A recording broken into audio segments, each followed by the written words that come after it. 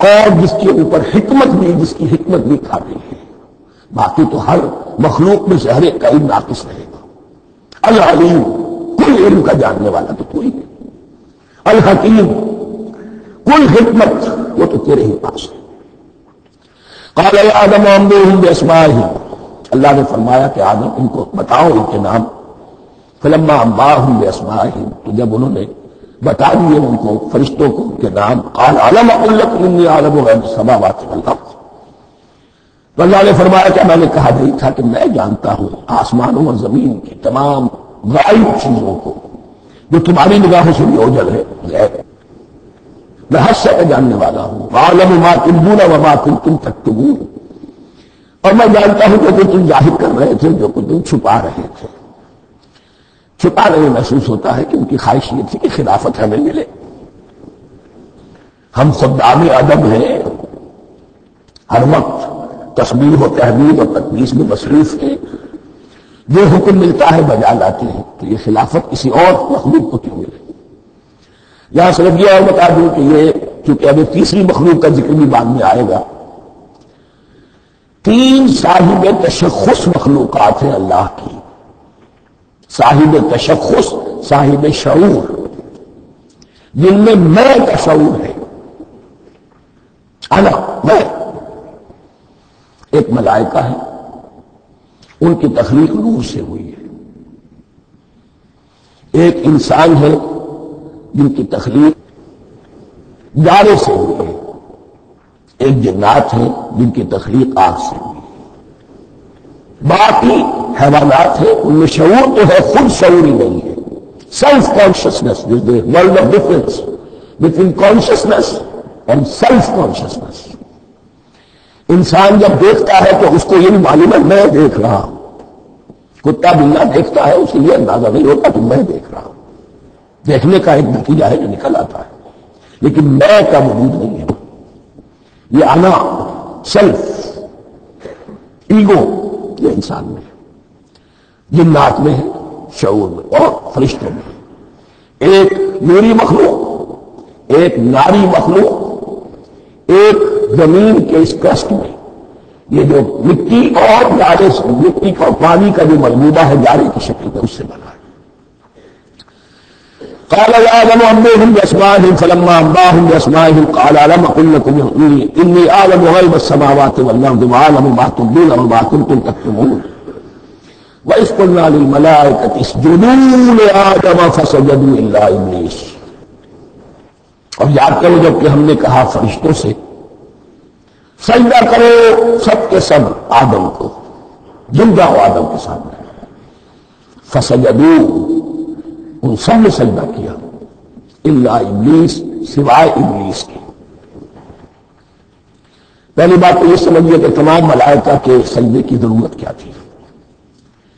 کیا یہ صرف تعظیم تھا؟ اور تعظیم اگر تھا تو کیا آدم خاکی کی تعظیم تھی یا کسی اور شے کی تعظیم تھی؟ مکی صورتوں میں یہ بات 2 جگہ واضح کی گئی ہے. فَإِذَا سَوَّيْتُهُ وَنَفَخْتُ فِيهِ مِن رُوحِي فَقَعُوا لَهُ سَاجِدِينَ. جب میں اس آدم کی تخلیق مکمل کر لوں اور اس میں اپنی روح میں سے پھونک دوں، تب گر پڑنا اس کے سامنے سجدے میں.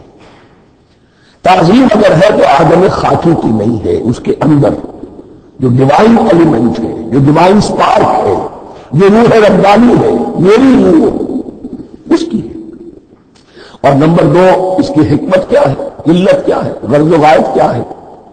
جیسا کہ میں نے اس کیا، اس کائنات کی اس حکومت کے قابل تو وہ خلیفہ بنایا جا رہا ہے انسان کو. جب تک یہ ساری سول سروس اس کے تابع نہ ہو، خلافت کیسے کرے گا؟ دیکھیے میں جانا چاہتا ہوں، چوری کرنے کے لیے جانا چاہتا ہوں. راستے میں کتنے فیکٹرز ہوں گے، کتنے فزیکل فینومینا ہوں گے. میں چلنا چاہتا ہوں، میں زمین کو دھکیلتا ہوں، زمین مجھے دھکیلتی ہے. زمین مجھے نہ دھکیلے تو میں کیسے چلوں گا؟ یہ پوری کائنات جو ہے، یہ جب ہم کو ارادہ کرتے ہیں اور کوئی فیل کرتے ہیں تو اس فیل کے پورے ہونے میں، اس کے ظہور میں جب معلوم کون کون سے ایلیمنٹس ہیں، کون کون سی فورسز آف دی نیچر ہے جو ہمارے ساتھ موافقت کرتی ہے تو ہم وہ کام کر سکتے ہیں.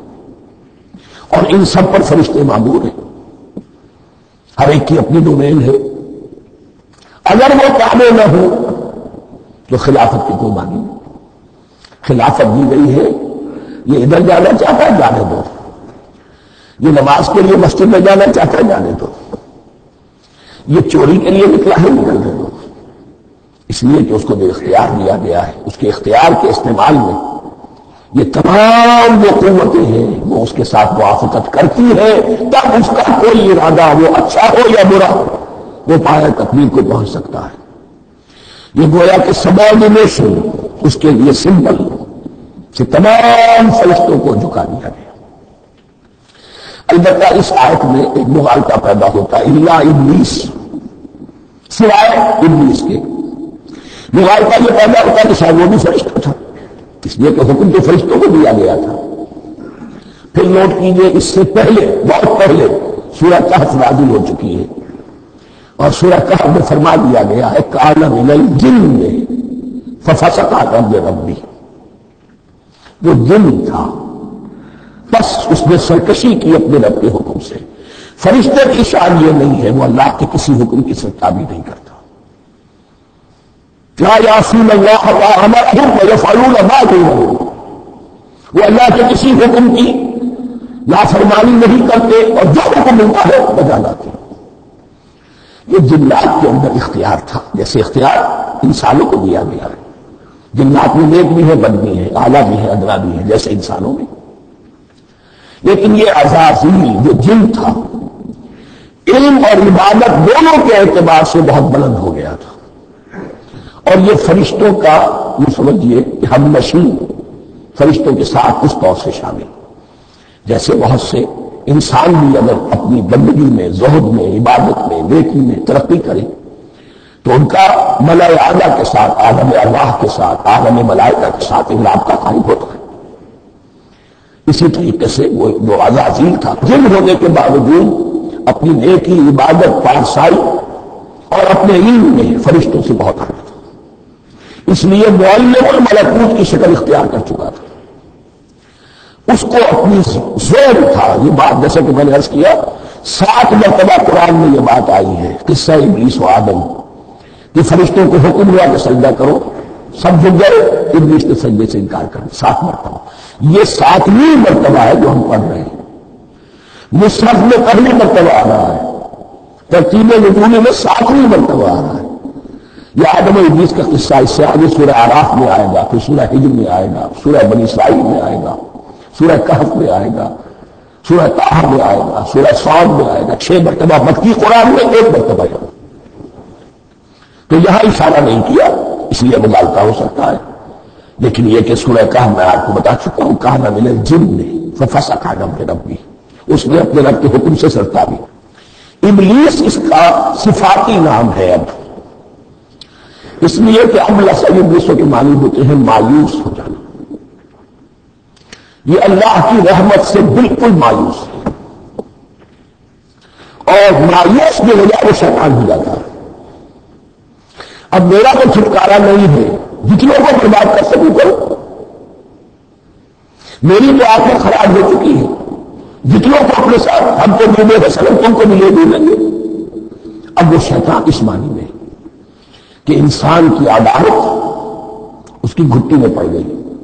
اس نے اللہ سے پھر اجازت ملی کہ مجھے مہلت دے دے یوم یبعثون، قیامت تک کے دن کے لیے، تو میں ثابت کر دوں گا کہ یہ آدم اس رتبے کا حقدار نہ تھا، مستحق نہ تھا جو اسے دیا گیا.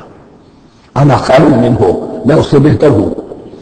خلقتنی من نار وخلقتہ من طین، تو نے مجھے آگ سے بنایا، اسے گارے سے بنایا.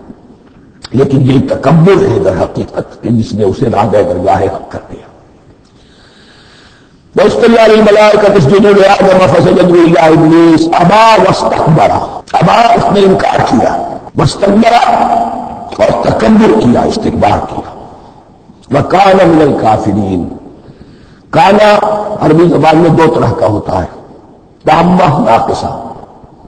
ایک معنی یہ ہو سکتے ہیں کہ ہو گیا، اب اپنے اس استکبار اور انکار کی وجہ سے کان من الکافرین، وہ کافروں میں سے ہو گیا. ایک کانا تامہ ہوتا تھا ہی کافروں میں سے، یعنی اس کے اندر سرکشی چھپی ہوئی تھی اب ظاہر ہو گئی. یہ معاملہ ہوتا ہے. کسی شخص کی